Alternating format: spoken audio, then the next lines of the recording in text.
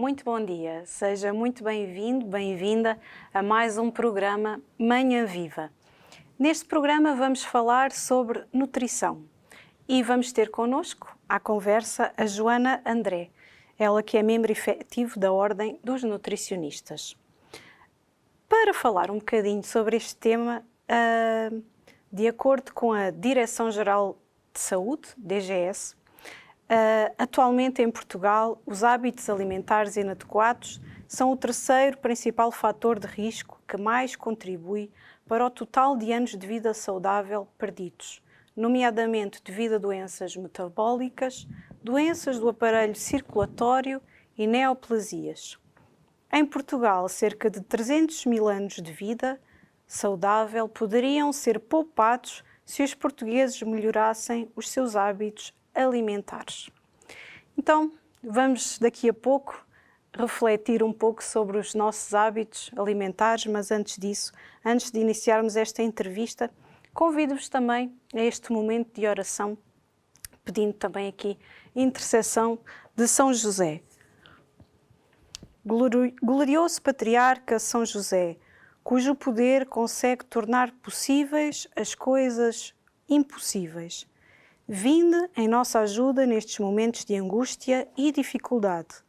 Tomai sob a vossa proteção as situações tão graves e difíceis que vos confiamos, para que obtenham uma solução feliz. Meu amado Pai, toda a minha confiança está colocada em vós. Que não se diga que eu vos invoquei em vão.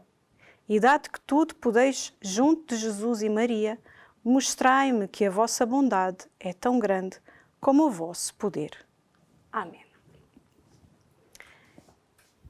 Então, hoje vamos então falar um bocadinho, não é, aqui sobre um tema que é tão abordado na comunicação social tantas vezes, a nutrição. Cuidar da alimentação hoje é muito importante, não é? Tão importante como acho que nunca foi, não é? Nos últimos tempos. Mas antes de abordarmos esse tema, eu gostaria que... bem-vinda, não é? A Obrigada. Joana. Gostaria que falasse um bocadinho de si. Agradecemos muito por ter aceito o nosso convite. Nunca esteve aqui neste programa. É nosso hábito perguntar quem é, o que faz, pronto, que se apresente, qual o seu percurso profissional. Claro. Bom, antes de mais, muito obrigada eu pelo convite, que é uma honra estar aqui com vocês. Falando um bocadinho do meu percurso profissional, eu sou licenciada desde 2012, portanto quase há 10 anos, que exercer a profissão de nutricionista e que contribuo para bons hábitos alimentares dos portugueses, espero eu. Ao longo do meu... Eu sou licenciada pela Escola Superior de Tecnologia da Saúde de Lisboa. E ao longo da minha licenciatura tive também uma necessidade de complementar a minha formação também na área da alimentação, através da frequência de um curso de alimentação macrobiótica. Portanto, fui fazendo as duas coisas mais ou menos simultaneamente. Recentemente, tirei uma pós-graduação de Nutrição em Oncologia, na Universidade Católica Portuguesa, sobretudo pelo gosto com a área oncológica. Não que exerça atualmente, não que esteja atualmente com estes doentes. Também recentemente, desde 2019, integro um projeto intitulado Fertility Care, onde através da nutrição contribuo para a saúde ginecológica da mulher e também do casal, tentando assim reduzir as taxas de infertilidade. Sim, tem muita influência, não é? Acaba por ter, sim, muita influência, sim. E como nasceu esta paixão pela área da nutrição? Então, esta paixão pela nutrição vem desde muito pequenina. Eu acho que estava mais ou menos no 9º ano, quando comecei a perceber mais ou menos a área profissional que queria enverdar. E depois, acho que tive a certeza quando fiz um trabalho no 12º ano da área de projeto e fiz sobre a área de nutrição. E então tive o ano inteiro a estudar aquilo e foi aí que realmente percebi que era este o caminho. E portanto, depois concorri à faculdade e consegui entrar na primeira opção. Muito bem. E aqui, vamos continuando. E quais são as áreas de atuação dos nutricionistas? Então, nós associamos sempre a nutrição aqui mais à área clínica, portanto, mas o nutricionista pode atuar assim em 3 grandes áreas diferentes. Pode atuar na área da nutrição comunitária, e aí trabalha mais junto à população, com o desenvolvimento de projetos, trabalha mais na área da prevenção primária. Depois temos o nutricionista que trabalha mais na área da restauração pública. E depois, sim, o nutricionista clínico que está mais ligado à área da patologia e que trabalha mais, portanto, em hospitais e que tem um contacto maior com a doença. E tem sido sempre esse o meu percurso profissional, sempre na área clínica. O que promove a nutrição? Pronto, aqui falar sobre nutrição, seja para aumentar os níveis de proteção do organismo ou para ajudar a manter a linha, para nos, né, nesse sentido, mas o que promove exatamente a nutrição?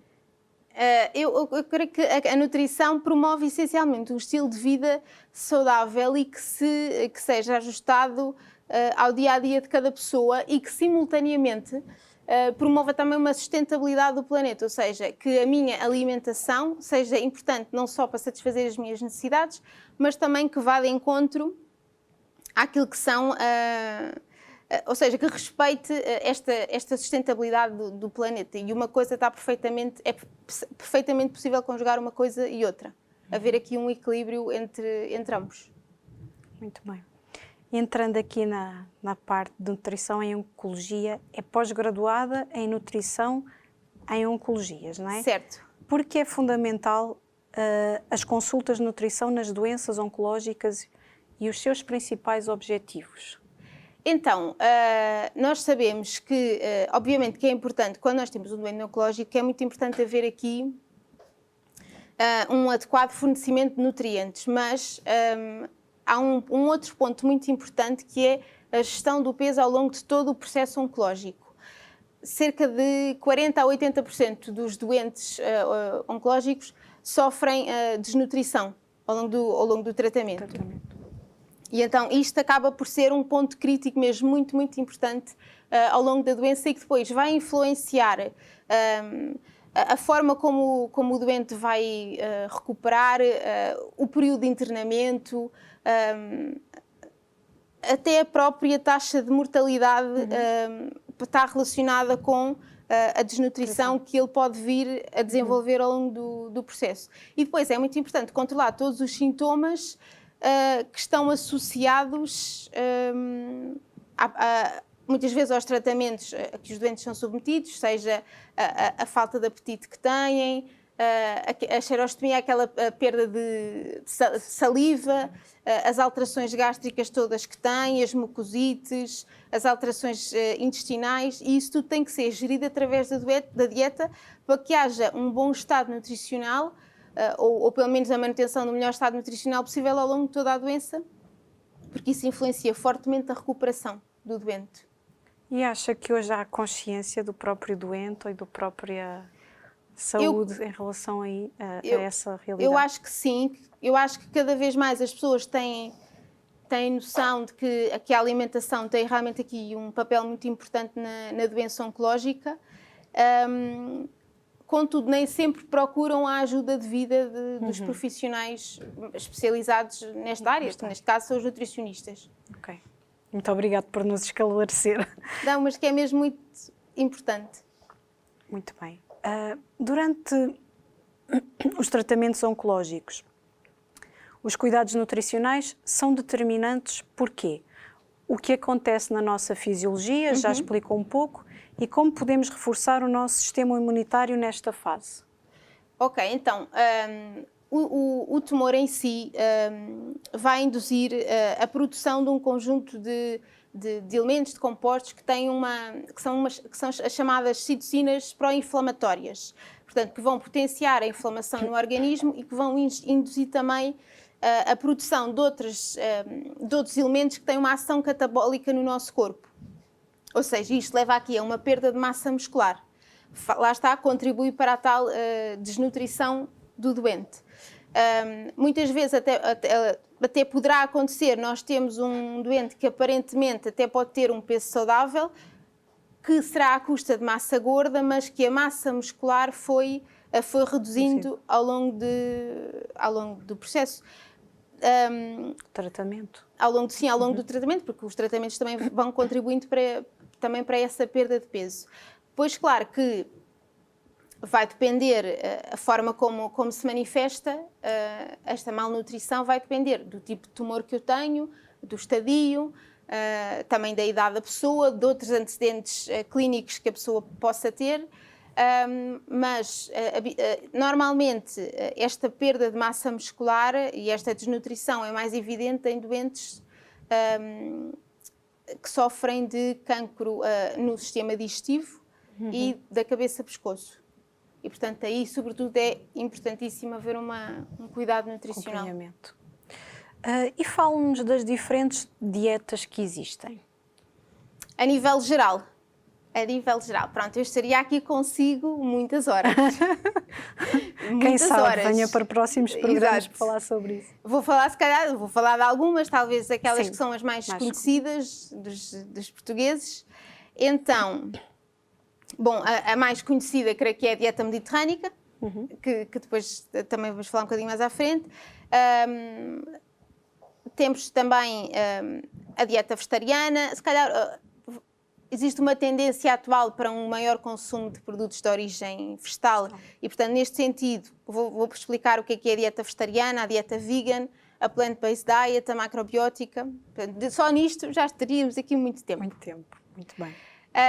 Portanto, se calhar, falando da mediterrânica, como nós sabemos, aquilo que incentiva é o consumo de alimentos sazonais, portanto, da época, e ao consumo dos vegetais, dos cereais integrais, dos frutos secos, do azeite, das sementes e um consumo moderado de carne e de peixe, havendo, portanto, aqui esta noção de que é importante o equilíbrio, a tradição à mesa e comer aquilo que a terra dá. Portanto, acaba por ser uma alimentação equilibrada. E depois, dentro da área que é mais de origem vegetal, temos os vegetarianos. Dentro dos vegetarianos existem aqueles que os ovo-lacto-vegetarianos, que para além de incluírem alimentos de origem vegetal, consomem também ovos e lácteos. Temos os vegan, que não comem outros produtos de origem animal.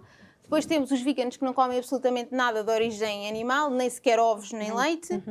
Depois temos a plant-based diet, que é uma outra versão, ou seja, em que há uma tendência ou um incentivo maior à escolha de alimentos de origem vegetal, mas que sejam pouco processados. Ou seja, eu posso ter um vegetariano que come, imagino, uma lasanha vegetariana, não é? Ok, sim. Mas isso à partida não será uma refeição para alguém que diz que tem uma dieta plant-based pelo tipo de ingredientes. Pois, porque é uma alimentação que não deixa de ser processada. Exatamente. Não é? Então, quanto menos processamento, melhor. Neste caso, sim. Depois, podemos também... existe também a dieta do paleolítico, também consumida por... creio que existem aqui algumas pessoas que têm curiosidade por este tipo de dieta.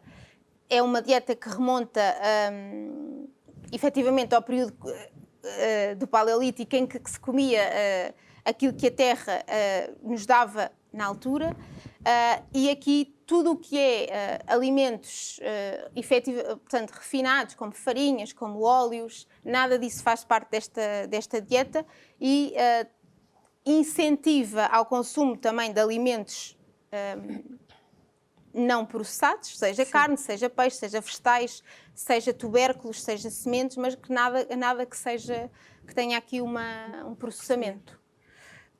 Falou da alimentação mediterrânea, basicamente é aquela que existe em Portugal, não é? Eu creio que é mais comum. É mais comum, que tem uma maior... que os portugueses mais aderem, sim.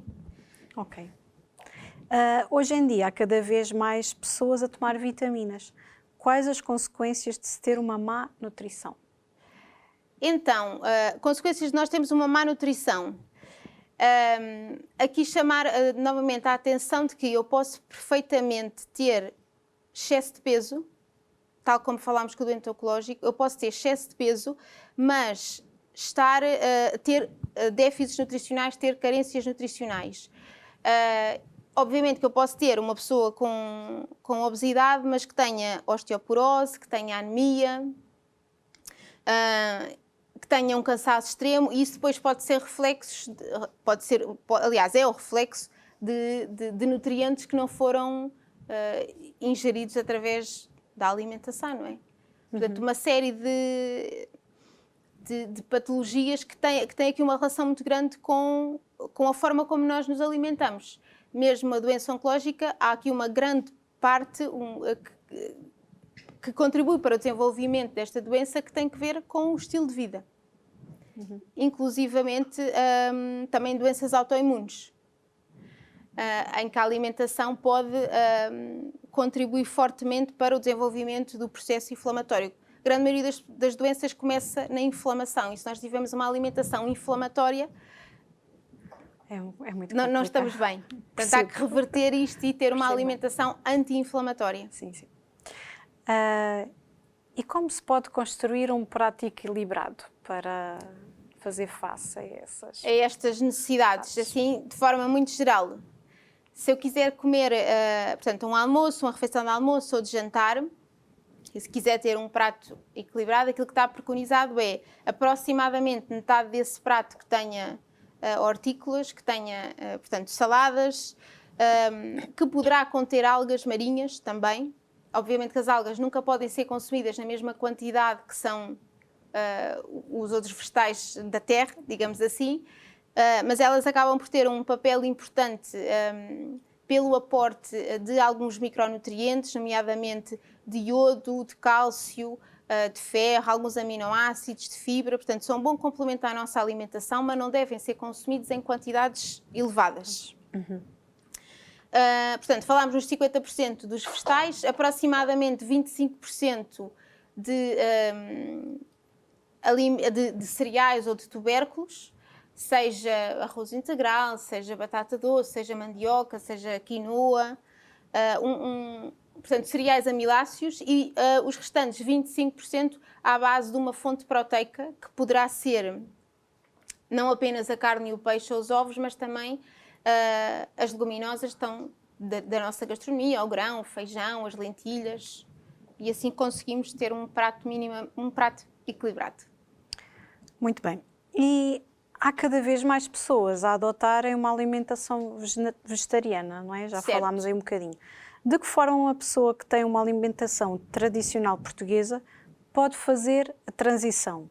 E como construir um prato vegetariano saudável? Porque tem que haver aí uma transição, não é? Claro, e eu tenho essa percepção de que que no geral as pessoas querem continuar a comer carne e peixe, mas que, ou por questões de saúde ou por questões ambientais, procuram perceber como é que podem adotar uma alimentação vegetariana.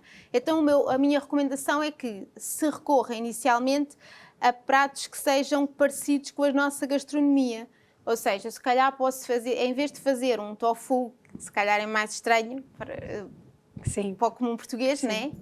Ou um seitan, eu se calhar posso fazer uns hambúrgueres de feijão, e que visualmente a coisa é semelhante a um hambúrguer, né? Posso perfeitamente conjugar isso com arroz, que também é uma coisa normal, tradicional, deve ser integral. Sim. E os vegetais, e tenho um prato vegetariano equilibrado. Eu devo conjugar sempre, tal como eu tinha dito antes, uma fonte de proteína, uma fonte de cereais e vegetais.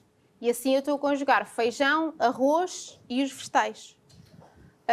Outra sugestão pode ser, por exemplo, um caril de grão de bico. Também é uma coisa, creio eu, mais ou menos comum. Sim. Ou posso fazer uns croquetes de lentilhas. Coisas que nos sejam familiares. Mas que sejam substituídas, não é? Mas que são substituídas. Na verdade, que nutricionalmente tem o mesmo valor. É perfeitamente possível fazer aqui termos todos os nutrientes que necessitamos num prato vegetariano. Sim. Muito bem. E uma curiosidade, é verdade ou é mito, não é, que os vegans têm que tomar suplementos alimentares? É assim, neste caso, o vegan, como nós tínhamos visto antes, a pessoa não consome de todo alimentos de origem animal e, neste caso, é importante haver suplementação de vitamina B12. Uhum. Existem algumas fontes de vitamina B12 em alimentos de origem vegetal, mas essa vitamina B12 não está biodisponível, ou seja, nós não a conseguimos absorver corretamente. E, nesse sentido, é importante haver uma suplementação adequada de vitamina B12. E depois, claro, que é importante monitorizar outros nutrientes, como é o ferro, como é o cálcio, como é o zinco, o selênio, mas é perfeitamente possível, através da alimentação, ingerir esses mesmos nutrientes. Aliás, por curiosidade, a anemia é das patologias mais prevalentes no mundo, mas não é mais prevalente em vegetarianos do que em não vegetarianos. Portanto, mesmo quem come carne e peixe, existe muitas vezes anemia associada. Ok. Fala-se muito da sustentabilidade, não é? Uhum. Qual a relevância das nossas escolhas alimentares no planeta? Como reduzir a pegada ecológica que tanto se fala? Certo. Então, a alimentação tem aqui um papel muito preponderante, contribui mais ou menos com 1/3 daquilo que são as emissões de gases de efeito de estufa. Então, ainda é um bocadinho. E dentro dos alimentos que mais contribuem para esta pegada ecológica estão, sobretudo, os alimentos de origem animal. A carne vermelha tem assim um papel relevante, e também os lácteos. Então, se nós no dia-a-dia conseguirmos reduzir estes alimentos, vamos estar a contribuir para a sustentabilidade do planeta. E no dia-a-dia é fácil fazer fazer escolhas simples. Eu, por exemplo, uma regra que eu posso ter é, se calhar, em vez de eu consumir a todas as refeições carne e peixe, se fizer 2 ou 3 refeições vegetarianas por semana, eu seguramente já estou a contribuir para um planeta mais sustentável. Se eu tiver como regra 3/4 do prato ser de origem vegetal, às vezes nós temos tendência, vamos comer um bife, então o bife ocupa metade do prato, ou ainda mais, ou vem 2 ou 3, ou o que seja, pronto. E nós não temos essa necessidade nutricional, para além de que acaba por não ser sustentável. E depois, há outras pequenas coisas que podemos fazer para reduzir a nossa pegada ecológica. Coisas tão simples como, aliás, os processados. Normalmente os processados vêm todos embalados, portanto isso requer muito mais recursos do que se eu for ali à horta buscar uma alface ou outro tipo de vegetal. Portanto, tudo o que é muito embalado implica um impacto ambiental que normalmente para a nossa saúde não é muito bom. Sim. Portanto, as coisas estão alinhadas. Coisas como, se eu começar a comprar produtos a granel, estou a contribuir para esta sustentabilidade.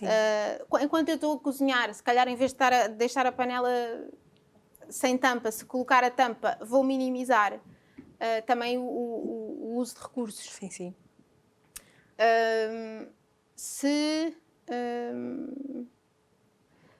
Mais coisas. Enfim, há muitas coisas que podemos fazer, não é? Creio que estas são assim as mais relevantes. Muito bem. Na nossa segunda parte vamos entrar numa parte mais prática, mas convido desde já a ficar, né, do lado de lá para nos acompanhar nesta segunda parte. Até já.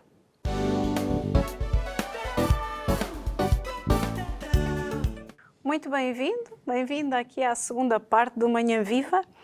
Estamos neste programa a falar sobre nutrição com a Joana André e estamos aqui está a Joana a preparar aqui uma sopa miso, não é? Exatamente. A preparar já um almoço, não é? Vai ser aqui a nossa entrada para o almoço. Muito bem. E quais os ingredientes como é que se faz esta sopa? Como é que se faz?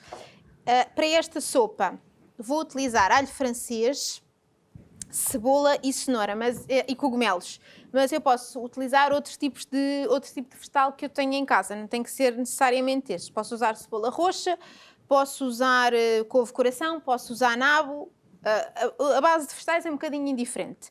O que é que me importa mesmo é que, através desta sopa, a pessoa consuma o miso. O que é que o miso? É um preparado à base de soja que é fermentado durante vários meses e que dá origem a um alimento que é muito rico do ponto de vista nutricional, que acaba por ser um probiótico.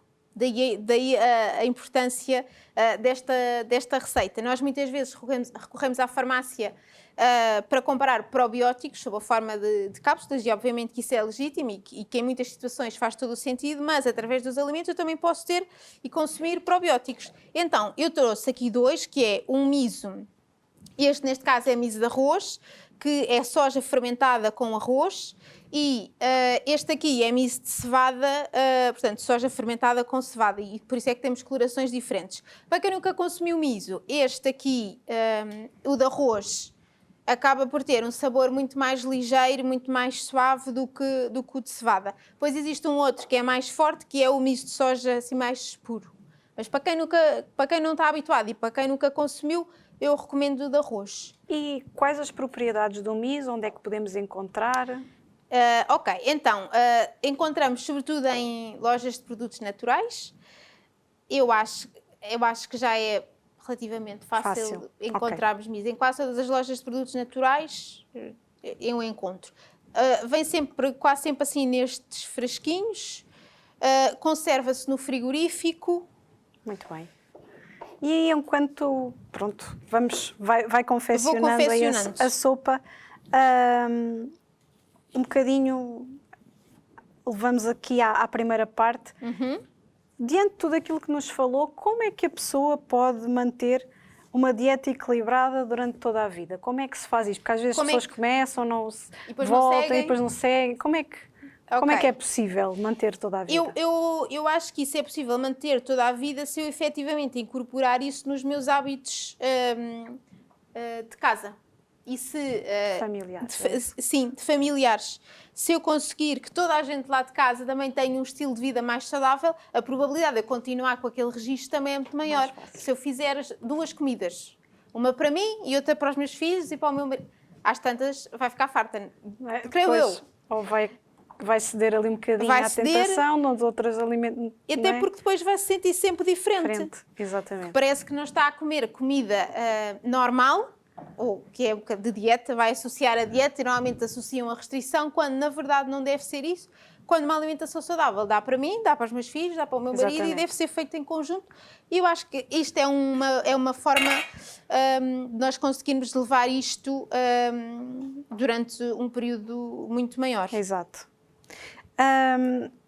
E ouvimos falar muito, não é, de que os diabéticos, doentes celíacos e doenças gastrointestinais precisam de uma dieta um pouco diferente. Explique-nos que tipo de dietas devem ser seguidas por estes pacientes.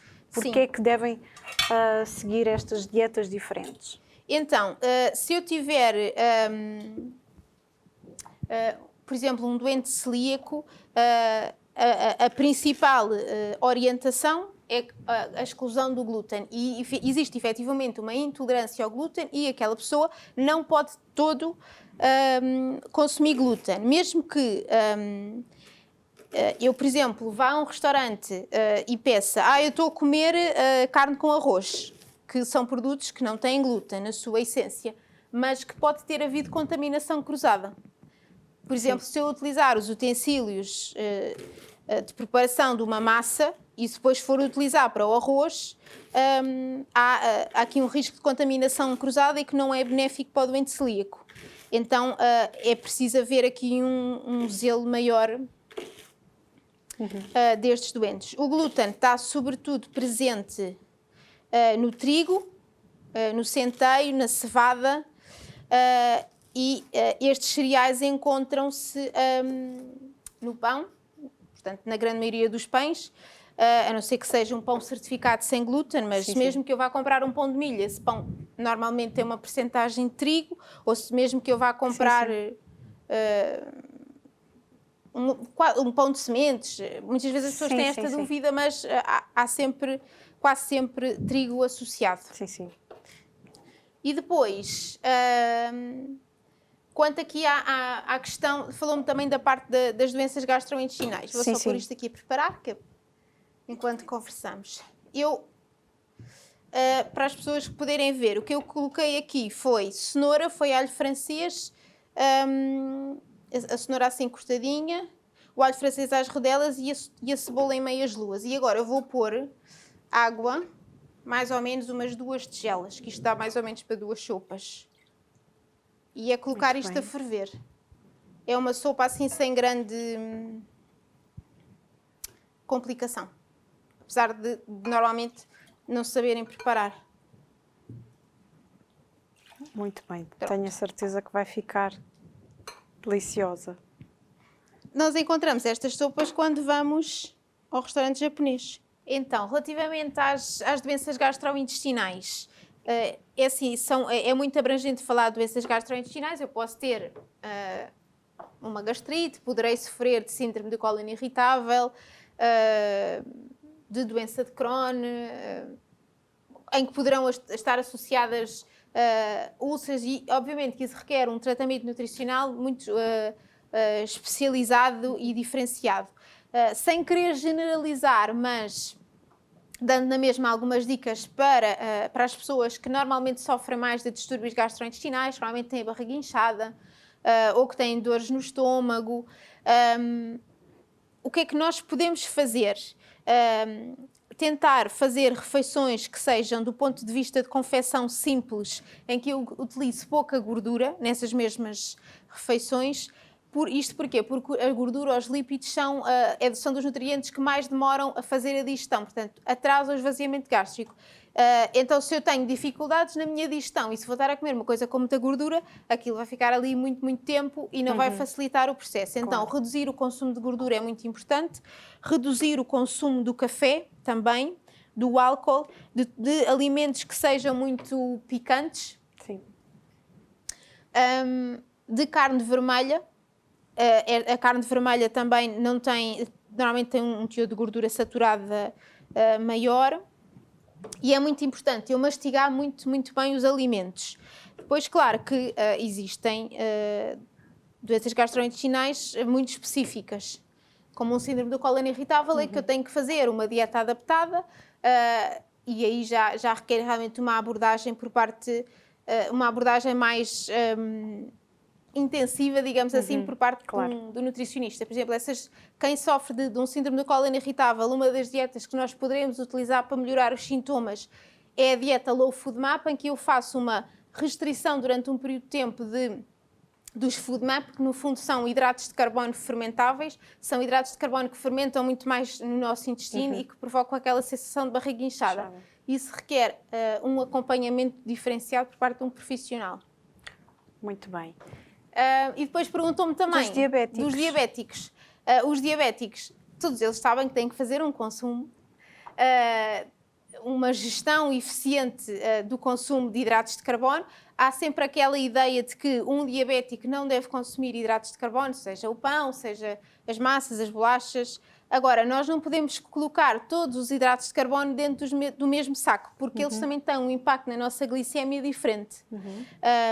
Se eu tiver um diabético que está a fazer insulina,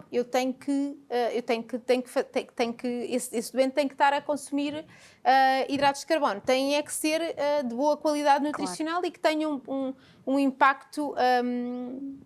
um bom impacto na glicemia, que não causem picos de glicemia, digamos assim. Quais é que são as fontes mais equilibradas dentro dos hidratos de carbono? São as fontes como os tubérculos e os cereais integrais e as leguminosas. E aquilo que eu devo evitar são as farinhas refinadas e isso sim está associado a maiores alterações na glicemia. E o que é que tem a dizer agora da realidade das escolas retirarem, não é, dos bares das escolas, não é? Cada vez há mais preocupação da sociedade em ter uma alimentação equilibrada. Porquê é que é importante ter essa alimentação equilibrada desde que se é criança até à fase de envelhecimento? Acaba por ser aí que ocorre os nossos hábitos alimentares são criados desde pequenino, desde a infância. E se nós tivermos uma oferta alimentar na escola que seja saudável, a probabilidade de eu conseguir implementar esses hábitos na minha vida a longo prazo também é maior. Eu creio que as escolas têm que ser locais de ensino, propriamente dito, portanto, que aprendemos um conjunto de matérias que vai contribuir seguramente para o nosso futuro, para as nossas escolhas profissionais, mas também uma ferramenta de educação no âmbito da saúde. E então, por que não termos alternativas boas nas escolas? Claro. E falando aqui já nas escolas, sabemos que participa, não é, como apoio, não é, das Jornadas Mundiais da Juventude, a nível da nutrição. Explique-nos esta novidade aqui para nós. Certo. Então, as Jornadas Mundiais da Juventude, como nós sabemos, é um evento mundial em que vamos poder ter connosco o Papa Francisco, que irá, se Deus quiser, mover um conjunto muito alargado de pessoas. Não sabemos ao certo quantas estarão presentes, sim. Mas seguramente muitas. E aqui a alimentação é uma das principais preocupações das jornadas, porque realmente temos que assegurar a alimentação de todas as pessoas que nos vêm visitar e também de todos os que estão cá em Portugal. Claro. E o meu papel enquanto nutricionista acaba por ser tentar encontrar aqui um equilíbrio entre aquilo que são as necessidades nutricionais dos jovens, que têm necessidades nutricionais superiores e vão seguramente estar sujeitos a maior atividade física, a maiores caminhadas, mas encontrar também um equilíbrio naquilo que é uma alimentação saudável e sustentável, que é aquilo que nós também, enquanto jornadas, vamos tentar promover aos jovens, não é? Exatamente. Pronto, enquanto estamos aqui na preparação da nossa sopa miso, não é? Como é que depois, não é? Depois da pessoa poder consumir, mas como é que ela depois pode conservar a sopa miso? Como é que isto se conserva?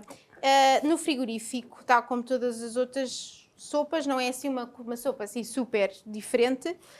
Conserva-se mais ou menos 3, 4 dias no frigorífico. Uma coisa que eu posso fazer é adicionar a pasta miso apenas quando for consumir a sopa. Ou seja, eu posso ou colocar o miso diretamente na panela e aí fica logo a sopa completa, mas há um problema, que é se o miso voltar a ferver, ele perde as propriedades. E então perde deixa de ser um probiótico tão eficaz e o teor de enzimas digestivas também é reduzido. Sim. E neste sentido, o que é que eu posso fazer? Colocar o miso só na minha tigela de sopa quando estiver na mesa. E assim garanto a biodisponibilidade daquilo que estou a comer. Muito bem. E atualmente qual é a sua principal área de atuação a nível nutricional? Com que público trabalha com mais frequência?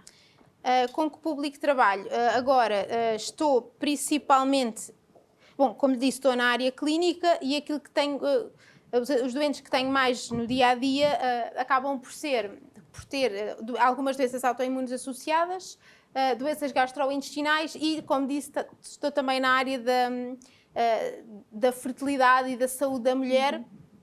E desenvolve aí o meu trabalho. Sim.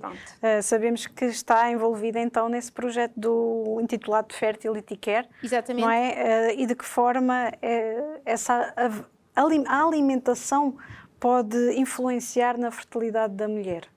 Da mulher e do homem também. Exatamente. Nos dois.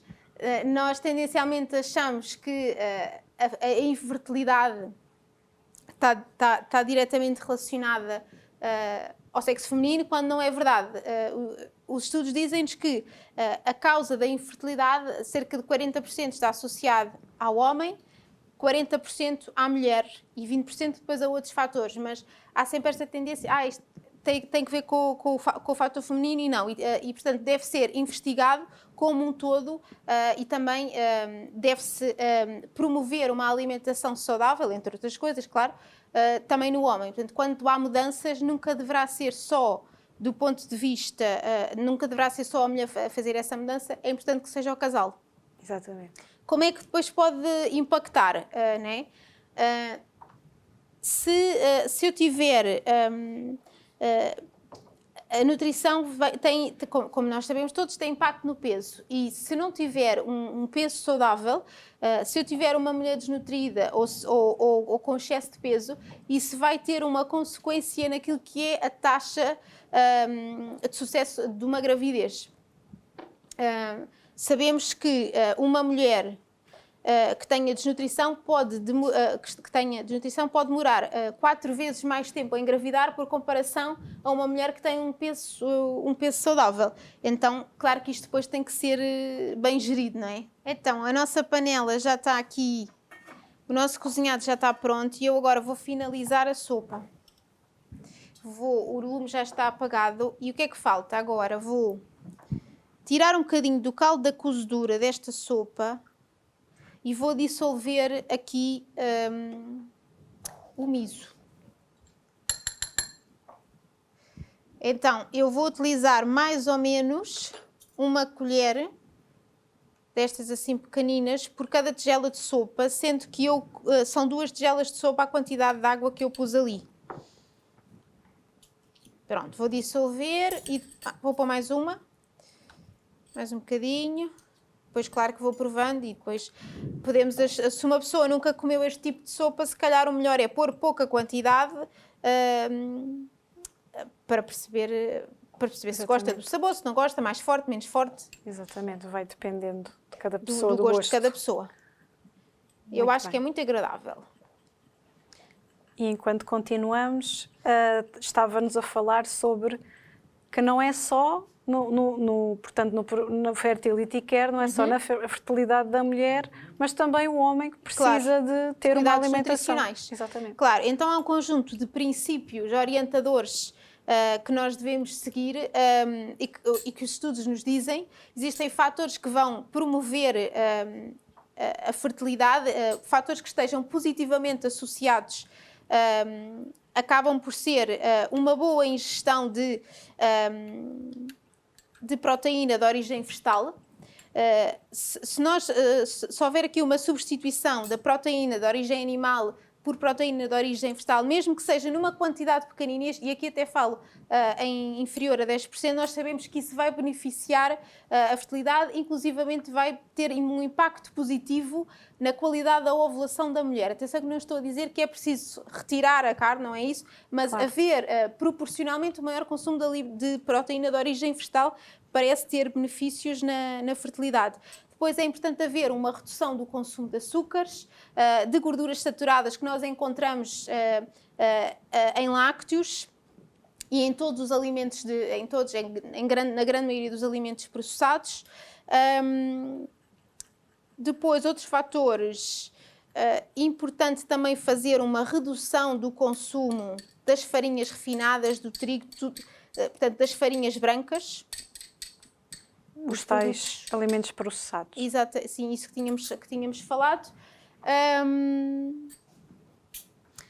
E depois outros fatores que estejam positivamente associados, para além destes, e que contribuem para a saúde. Um bom aporte de ômega 3, um bom aporte de ácido fólico, neste caso na mulher, sobretudo na mulher. Um bom aporte também de vitamina D, são micronutrientes que têm aqui um papel muito relevante na área da fertilidade. Também a coenzima Q10. Então há aqui uma série de coisas que nós podemos e que devemos monitorizar. Aqui a nossa sopa já está feita. Sim. Agora, o cheiro tem um bom cheirinho, não é? Eu acho que sim. Sim. E agora já está feita, posso colocar um bocadinho de sal, sendo que eu não preciso de colocar imenso sal, porque o miso em si já é um alimento salgado. Muito bem. Então não é preciso exagerar. Okay. E agora é só colocar na tigela. E depois servir, eu vou com ervas frescas, eu vou utilizar os coentros, mas pode ser cebolinho, por exemplo, ou pode ser salsa. Tinha falado aí há pouco também das doenças autoimunes. Sim. também necessitam todos esses cuidados alimentares, assim, não no é? fundo, estes cuidados acabam por ser um bocadinho transversais, estes cuidados de base acabam por ser transversais à grande maioria das doenças. Todos nós beneficiamos, à partida, de reduzir o consumo dos processados, dos açúcares, das farinhas refinadas, e isto acaba por ser um bocadinho a base de uma alimentação saudável, mas que eu não posso pensar que vou só excluir e retirar, eu tenho que pensar que também tenho que nutrir, e às vezes as pessoas retiram um conjunto de coisas porque sabem que não é benéfico, mas depois não sabem como compensar e acabam por desenvolver carências nutricionais. Claro, então está praticamente E agora vou concluída aqui, a nossa sopa. agora falta só os coentros, que dá sempre um toque bom, fresco. E umas sementinhas, estas aqui são de girassol, mas poderão ser de sésamo. E está feito. E eu tenho aqui uma excelente sopa para o meu intestino. Há pouco falamos das doenças gastrointestinais. Sim, sim, Isto sim. é uma excelente preparação para quem tem alterações da flora intestinal. E para essas pessoas que acabamos de referir, não é? Como é que nós podemos identificar, como é que se pode identificar os sintomas, não é, dessas pessoas, não é? O que é que elas podem perceber? Alguma coisa que não está bem. Exatamente. Aqueles sintomas que eu tinha referido há pouco, de a pessoa se sentir sempre com a barriga inchada, de a pessoa de vez em quando ter azia, chamada azia, não é? O conteúdo gástrico vem cá para cima. Refluxo. Refluxo, de haver muitas vezes sensação de afartamento, de que a pessoa não vai à casa de banho todos os dias ou que tem alteração na consistência das fezes, isso são indicadores muito importantes e que nos dizem que há a partir de alguma coisa na alimentação que deve ser ajustada. Às vezes, e eu vejo isto em consulta, por isto serem sintomas tão frequentes, a tendência é acharem que é normal, porque é habitual, é normal e não é nada. Tem que ser realmente corrigido. Muito bem. E a Joana tem o curso anual de macrobiótica, nível 1, 2 e 3. Sim. Não é? Pelo Instituto Macrobiótico de Portugal. Explique-nos por alto o que é a macrobiótica e como pode ajudar as pessoas. A macrobiótica é não propriamente só uma dieta, é muito mais do que dieta, acaba por ser estilo de vida. Apesar de haver sempre uma associação direta com a alimentação. Macrobiótica, compondo a palavra, macro quer dizer grande e bio quer dizer vida, portanto vida é grande. E vida grande não só no sentido da pessoa durar imensos anos, mas também no sentido da pessoa ter qualidade de vida e ter uma vida boa. E isso também se consegue através da saúde e também da alimentação. Pronto. A alimentação macrobiótica não é exatamente universal em todos os pontos do mundo. Deve ser ajustada também consoante aquilo que a terra dá, então é expectável que eu aqui em Portugal tenha um determinado tipo de alimentação, mas se calhar estiver no Polo Norte, as necessidades são outras, a oferta também é outra, e então o próprio tipo de alimentação vai diversificar e não é por isso que a pessoa deixa de ser macrobiótica. Muito bem. E projetos futuros e sonhos? Já temos aí o projeto da JMJ, que mais projetos e sonhos? Que mais projetos e sonhos? Nesta área. Eu acho que é muito simples, nós percebermos todos que nós temos todos uma farmácia em casa e que nós podemos utilizar isso de uma forma muito eficaz, nós podemos utilizar isso de uma forma realmente eficaz a favor da nossa saúde, e acho que é importante aqui ter essa consciência, mudar mentalidades Muito e bem. fazer fruto daquilo que temos. Gostaria de deixar alguma mensagem final para os nossos telespectadores? Uma mensagem final que tentem não só saber quais são os princípios para uma alimentação saudável, mas que, sobretudo, que consigam aplicar isso no dia-a-dia. Acho que é esse o desafio, é pôr isto em prática. Já sei que eu tenho um conjunto de ferramentas, então agora vou utilizar isto no dia-a-dia. Muito obrigada, Joana. Obrigada, eu. Pela disposição e também aqui pela sopa, não é? Sopa miso. Exatamente. Terminamos assim este Manhã Viva, não é? Agradeço também a sua participação e desse lado já sabe que pode seguir também este programa no nosso YouTube, Canção Nova Portugal. Também pode sempre visitar o nosso site cançãonova.pt e deixo também um agradecimento aos nossos benfeitores que ajudam a evangelizar também através, não é, da educação alimentar, não é? Então também é ter hábitos saudáveis. Muito obrigada, até ao próximo programa.